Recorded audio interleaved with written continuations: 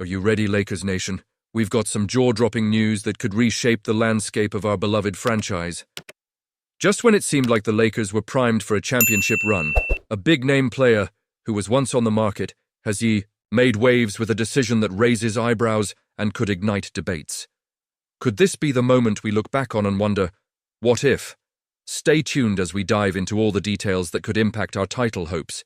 If you want to keep up with all the latest happenings surrounding the Lakers, don't forget to hit that subscribe button and give us a like. Klay Thompson's off-season decision to join the Dallas Mavericks instead of the Los Angeles Lakers is looking worse by the day. And as a passionate Lakers fan, it's hard not to feel a sense of vindication.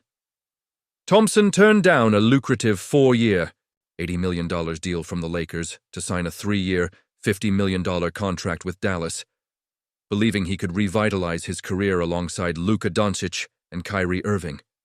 Fast forward to now, and it's clear, that choice has aged like spoiled milk. Let's break down what's happening. Klay is averaging just 13.8 points this season, and the Mavericks are currently sitting at 32-30, barely clinging to the number 10 seed in the playoff race. Meanwhile, the Lakers are soaring, boasting a 39-21 record and currently holding the number 2 seed. It's hard to deny that Klay must be looking at the success of the Lakers with a tinge of regret right now. The heart of the matter lies in the Mavericks' decision to trade Luka Doncic halfway through the season. Klay made a calculated choice to play alongside one of the league's brightest stars, but now that's all gone. The chemistry they built on the court is shattered, and Klay finds himself in a bleak situation. Sure, he might see a temporary spike in his scoring due to the Mavericks' injury crisis, but let's be real. This team is not contending for a title anytime soon. Speaking of injuries, Kyrie Irving's recent ACL tear is a game-changer. It's not just a loss for the Mavericks this season, it casts a long shadow over Irving's career. As someone who has faced devastating injuries himself, Klay knows how challenging it can be to bounce back. The Mavericks are already struggling, and now they're missing their star point guard for the rest of the season. It's hard to see how Klay will thrive in this environment, especially when the ultimate goal was to chase a championship. Now, let's talk about the Lakers. The decision by Klay to leave Los Angeles is looking like a monumental blunder. The Lakers are thriving under LeBron James and Anthony Davis, and they've transformed into serious contenders this season. Just imagine Klay alongside LeBron, exploiting defenses and knocking down open threes. It's painful to think about what could have been. Instead of being a crucial piece of a championship-caliber team, he's left trying to salvage a sinking ship in Dallas.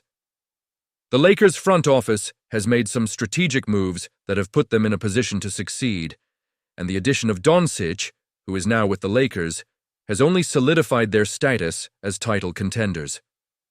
Klay could have been part of that, but instead, he's watching from the sidelines as the Lakers forge ahead. It's ironic and frustrating, given how he chose Dallas over a team that is now well poised for success. As fans, we invest our emotions in these decisions. We watch our team grow, and we feel the highs and lows alongside them. Seeing Klay struggle while the Lakers shine makes us question what could have been. And you know what? It's okay to feel a bit of schadenfreude here. Klay's decision has consequences, and it's shaping the narratives for both franchises moving forward. So, do I believe Klay Thompson made a mistake? Honestly, I'm torn. It's tough to overlook the allure of playing with superstars like Doncic and Irving, but the reality is that the Lakers are thriving while the Mavericks are in turmoil. I want to hear your thoughts on this, Lakers Nation. Did Klay make the right choice, or was it a colossal misstep? And what does this mean for our future? Today, we're diving into some intriguing news surrounding D'Angelo Russell and his reported desire to stay with the Brooklyn Nets. As a dedicated Lakers fan, it's hard not to reflect on Russell's time with us and how his journey has unfolded. After a mid-season trade that brought him back to Brooklyn, we've seen a different side of Russell. He's embraced an expanded role, stepping into a leadership position that many believed he could never really own during his earlier days with the Lakers. Now let's break this down a bit. Russell is currently in the final year of a 2-year, $36 million contract, making $18.6 million this season. He's set to hit unrestricted free agency soon, and considering how he struggled while with the Lakers, averaging just 12. 4 points per game with shooting numbers that were far below his potential. It's fascinating to see how circumstances can change a player's trajectory. Since rejoining the Nets, though, he's found a rhythm. In 18 games, he's averaging 13.7 points and significantly increasing his assists to 5.7 per game. That's a notable improvement, and honestly, you can't help but feel a bit of pride seeing him thrive. But here's where it gets interesting. His playmaking ability has surged since he returned to Brooklyn.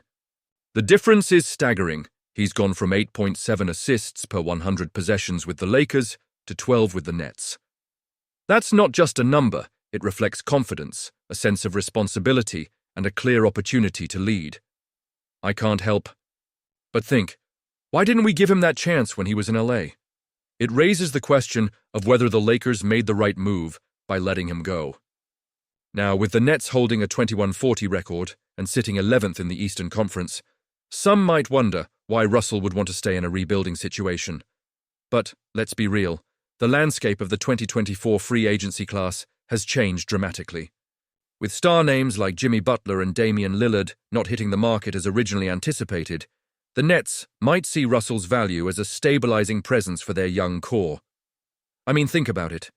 A proven veteran like Russell could help guide the next generation of players in Brooklyn, providing not just playmaking, but also experience. As a Lakers fan, it's tough to watch a former player flourish elsewhere. It stirs up a mix of emotions. Do you think this was the best decision by the Lakers, moving on from Russell? Honestly, I'm torn. Part of me wonders what could have been if he had been given more time to develop in LA. Could he have been the cornerstone we needed? Or was it truly time for him to find a new home, one where he could fully realize his potential? The Nets, for all their struggles, have a plan, and it looks like Russell could be a part of that future. There appears to be no immediate discussions about a contract extension, but his willingness to remain in Brooklyn speaks volumes. It indicates a mutual interest in creating a long-term partnership that could benefit both sides. Meanwhile, the Lakers are left with their own questions about how they can continue to build a championship-caliber team. So, what does this mean for the future? It's crucial for Lakers fans to keep an eye on how this all unfolds. We have to consider how our decisions impact our chances of success down the line. Should we have held on to Russell? Or did we make the right choice by moving forward without him? I want to hear your opinions down below. This debate about Russell's role in Brooklyn and the Lakers' past decisions is more than just a conversation. It's about the future of our franchise. Every move matters, and as fans, we need to engage with these narratives. Don't forget to activate the notification bell to get all the latest updates. If you enjoyed this discussion, hit that like button, share your thoughts, and subscribe to the channel. Let's keep the conversation going, Lakers Nation.